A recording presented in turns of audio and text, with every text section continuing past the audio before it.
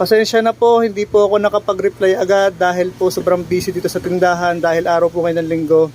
Marami pong tao ngayon. Kaya ito po yung request nyo, binidyohan ko na po. Sa mga nagre-request po ng sample video or sample picture, yan, ito po, binidyohan na po natin. Bali ito po kasi Ragusa R50, R100 po yan, mali lang po yung sticker. Pero 750 po yan. 750 pesos lang po yan. Yan po, may lock-in po, saka lock-out. Ayan na po. Ito pong si Ragusa R100 ay coil type lang po. Bali, ang available na lang po natin ngayon ay 26 saka po 27.5.